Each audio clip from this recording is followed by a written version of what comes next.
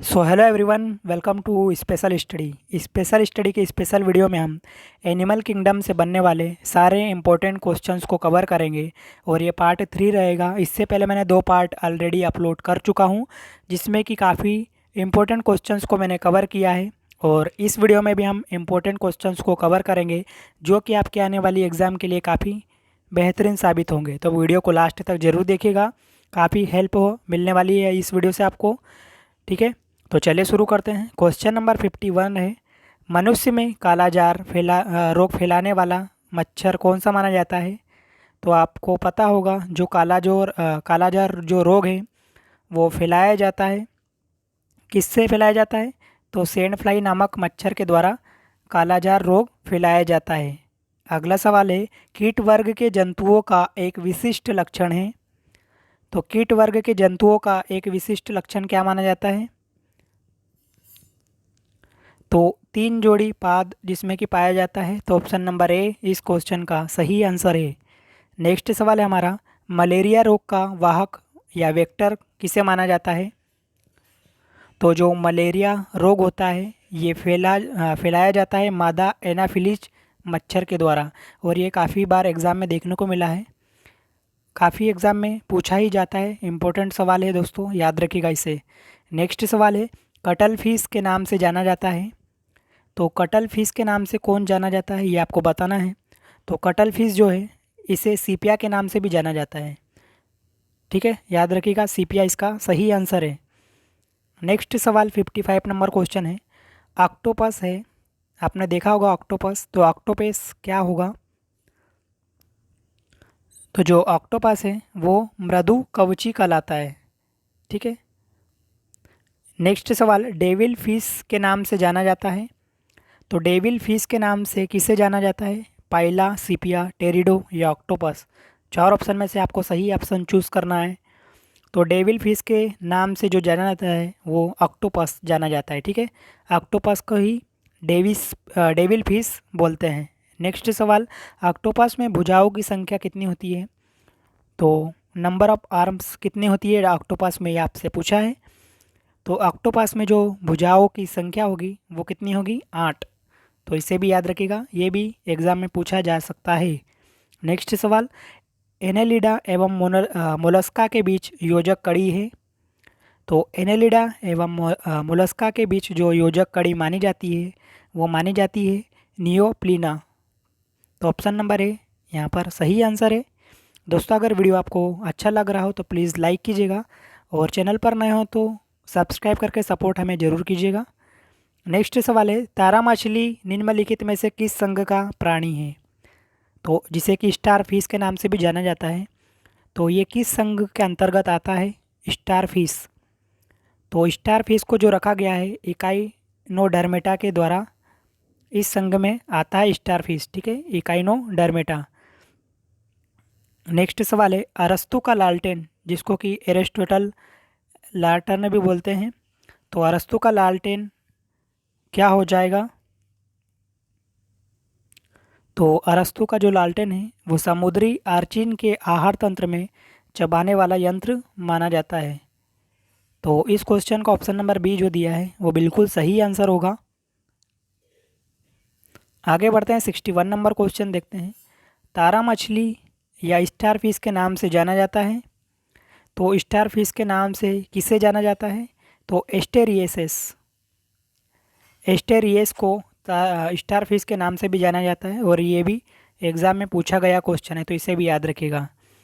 अगला सवाल देखते हैं, मछली की विशेष संरचना जो उसे श्वास लेने में मदद करती है।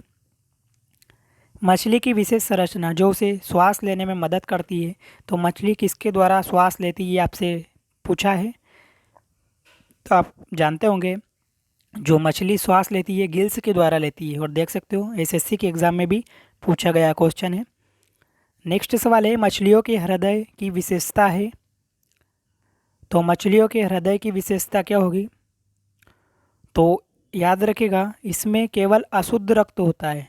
ठीक है, इसमें केवल अशुद्ध रक्त होता है, ये इसकी विशेषता है मछलियों के हृदय की।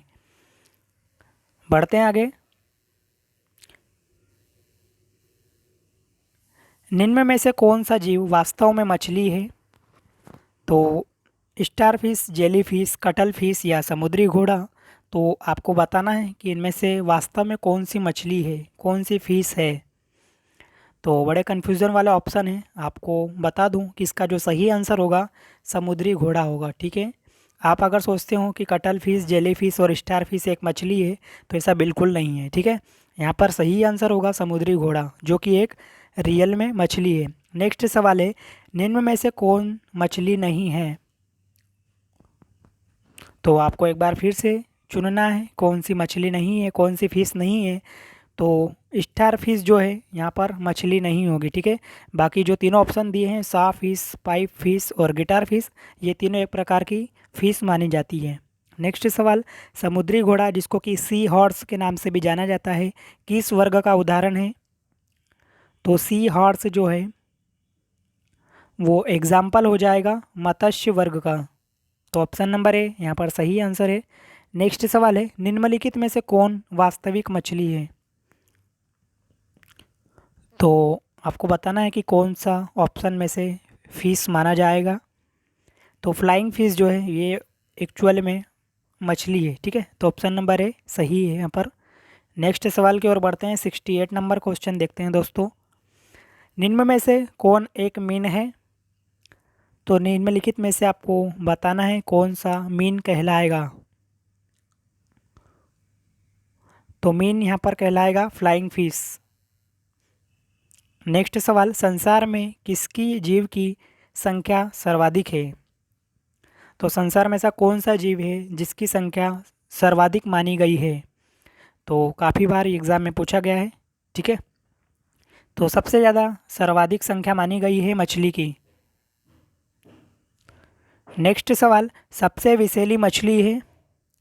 तो सबसे विषैली मछली जो मानी जाती है, आपको मैं चार ऑप्शन देता हूँ, पाषाण मछली, विद्युत मछली, आरा मछली और समुद्री घोड़ा। तो विषैली मछली आपको सेलेक्ट करना है सही आंसर। तो याद रखिएगा पाषाण मछली इसका सही आंसर होगा, जो कि सबसे अधिक विषैली मानी जाती है। बढ़ते हैं आगे। 71 नंबर क्वेश्चन देखते हैं। मच्छरों के नियंत्रण हेतु प्रयोग होने वाली कीड़भक्षी मछली है।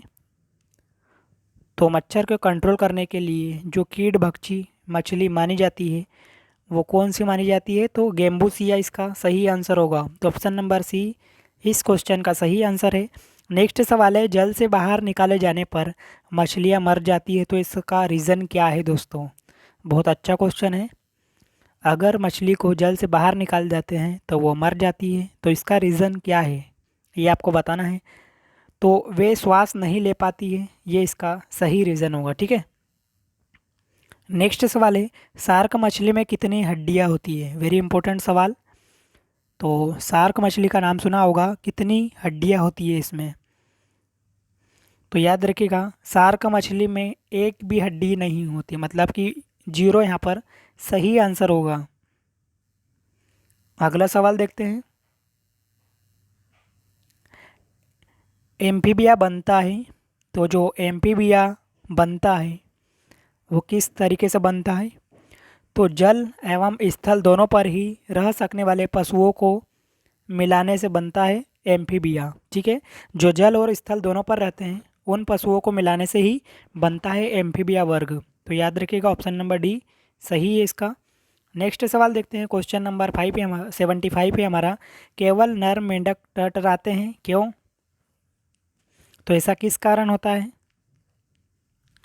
तो मादा मेंढक में वाक कोष नहीं होते हैं। ठीक है, इस कारण वो टर्टर नहीं कर पाते हैं। तो ऑप्शन नंबर ए इसका सही आंसर होगा। तो दोस्तों बस इतने ही इस क्वेश्चन में, इस वीडियो में इतने ही क्वेश्चन करते हैं, बाकी नेक्स्ट पार्ट में लेके आऊँगा। और काफ़ी इंपॉर्टेंट चैप्टर है ये, बस आप रेगुलर रहिएगा, कंटिन्यू रहिएगा। आप जितना रेगुलर रहोगे उतना ही आपको भी मज़ा आएगा पढ़ने में। ठीक है, तो यही आशा करता हूँ कि आपको वीडियो अच्छा लगा होगा। वीडियो अच्छा लगा हो तो लाइक कीजिएगा, दोस्तों के साथ ज़रूर शेयर कीजिएगा और रेगुलर ज़रूर रहिएगा। ठीक है, क्योंकि थ्योरी तो सभी पढ़ते हैं, बाकी एमसीक्यू प्रैक्टिस करना एग्ज़ाम फाइट करने के लिए काफ़ी ज़्यादा ज़रूरी माना जाता है। जितने ज़्यादा आप एमसीक्यू की प्रैक्टिस करोगे उतनी आपकी बेहतर पढ़ाई और तैयारी होगी। ठीक है, तो वही मैं आपको करवा भी रहा हूँ, बस आप रेगुलर रहिए। तो चलिए मिलते हैं नेक्स्ट वीडियो में, जब तक के लिए जय हिंद, ऑल द बेस्ट।